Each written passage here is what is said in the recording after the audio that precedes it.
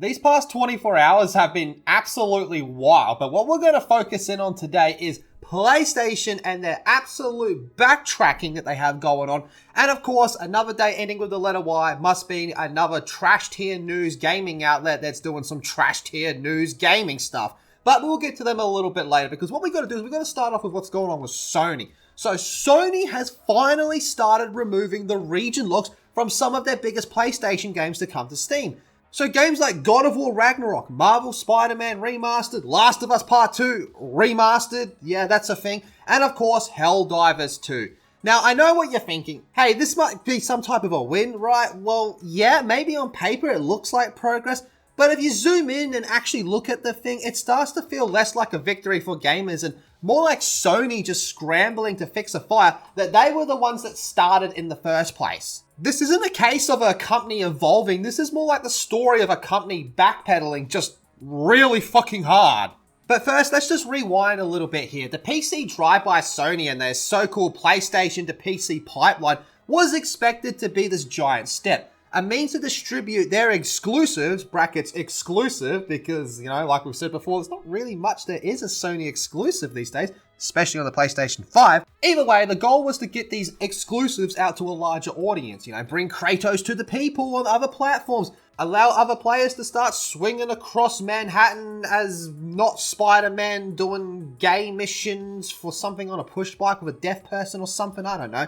And it was working, sort of, to an extent. For a while, that is. God of War on PC, it did do pretty well. Spider-Man Remastered, again, did do pretty well. However, Sony threw the rug out. They made the retarded decision with Helldivers 2 when they introduced the need to have PlayStation Network account. Even though the game was already released and millions of copies had been sold, this was not only completely tone deaf, it was absolutely adversarial to a massive segment of the player base. And why was this the case? Since PSN is not found in all countries, and Sony was aware of that, very aware of that, and indeed, Steam was also aware of that. And since when refunds started to get requested by people, Valve intervened and enabled them without any questions asked, and now this speaks volumes. Just consider purchasing a game at full price. You spend weeks playing it, and then you get a message that goes along the lines of, oops, too fucking bad, you can no longer play the game because you reside in the wrong section of the planet. Not only is that absolutely terrible customer service, it's just a bizarre business decision. What happened next from that? Well, backlash happened. The kind that makes shareholders swear and community managers start banning people on their Discords.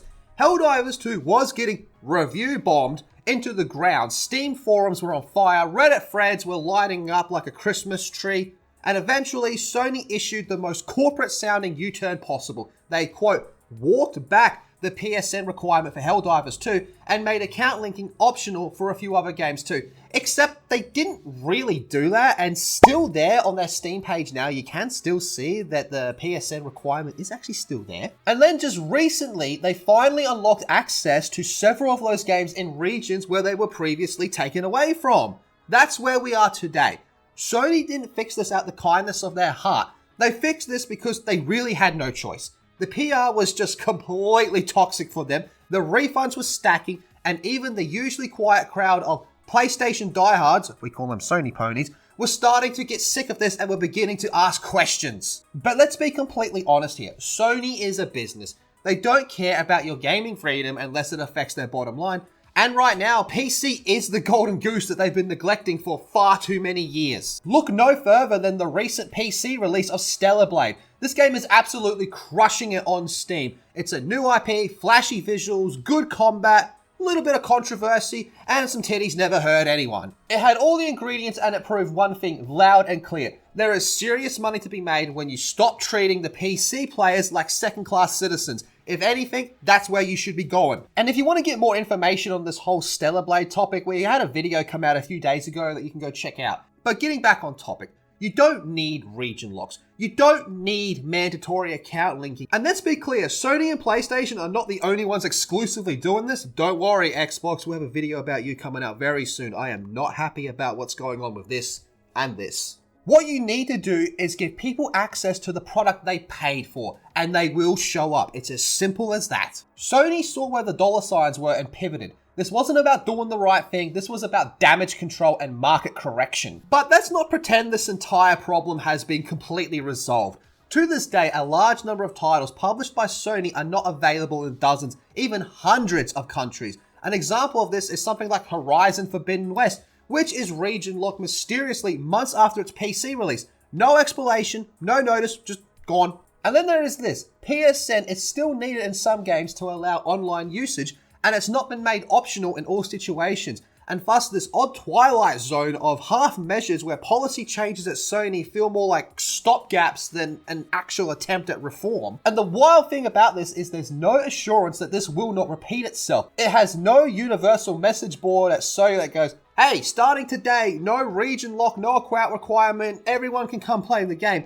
They simply have changed direction slightly over the last couple of games and continued on their way. But unless they got caught red-handed like they did with Helldivers 2, it's very unlikely that this change would have occurred at all. But here I have a genuine question for everyone.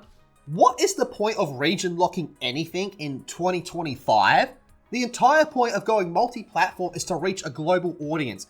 PC gamers span every continent, every time zone, and every market. Locking out players based off their region is not only outdated, it's just plain old self-sabotage and brain damage. Now, I do understand that there probably are some legal reasons in some countries, maybe some local laws can complicate things, but if that's truly the case, then communicate it. Let the people know. Be transparent. Don't just leave thousands of players wondering why they can't buy a game that everyone else seems to be enjoying. It just seems like Sony is trying to dip its toe into the PC ecosystem without fully understanding how different it is from console land. PC gamers demand and expect flexibility, as well as being able to access the game that they purchased. You can't bring console rules into this world and expect no backlash. That's just not gonna fly. But don't get me wrong, lifting region locks is a good move. It should be somewhat applauded, but cautiously, because this is the bare minimum. This is a basic day one accessibility that should have been there from the start.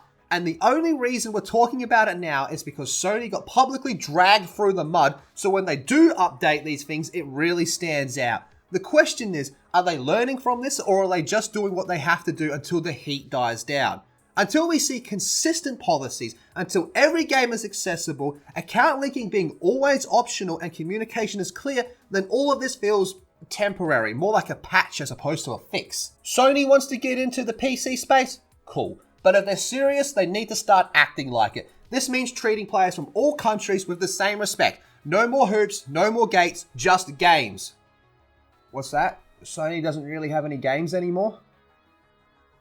Oh. But like I said at the start of this video, we're not just going to be going after Sony in this video. We're going to do something old-fashioned and point at laugh at retarded game journalists in trash-tier gaming outlets.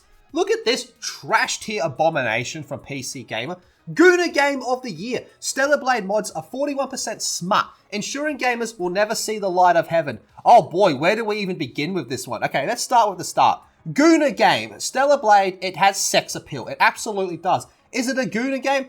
Fuck no. I've been playing it, I've been streaming it, I am enjoying it. Is the game overrated? Abso-fucking-lutely. You can thank Culture War retards for that one. But to condense this game into just a Gooner game, to me says you didn't even play it, you don't even know what you're talking about. If you wanted to say something like, it seems more like kind of a not quite near Automata, fine. There is absolutely no game that is above criticism, and Stellar Blade is one of those games. While I am personally enjoying it so far, it's far from being just a Gooner game. And we're going to talk about the mods being 41% smut. Bruh. Welcome to the fucking internet. Wait till you see what most of the internet actually is. But as always, when it comes to the subject of mods, it's up to you to click which mod you want to install. You don't have to install a single mod that you don't want to. You don't even have to install mods full stop if you don't want to. It's up to you. If you don't want to put a titty mod on, fine, don't put a titty mod on. You know what I would actually really like to see from the Stellar Blade modding? I want to see someone create like a new weapon or maybe like a new dungeon. I know it's way too early to expect that, but that would be cool to see. But in a game like this, are you really surprised that 41% are smut mods? Who cares? It's not up to you to decide what mods people make, just as like it's not up to you to install mods that you don't want to. And this last part here, ensuring gamers will never see the light of heaven, get the fuck out of here. You are absolutely brain dead Joshua Wolins, and you should be pointed at and laughed at for the rest of your life.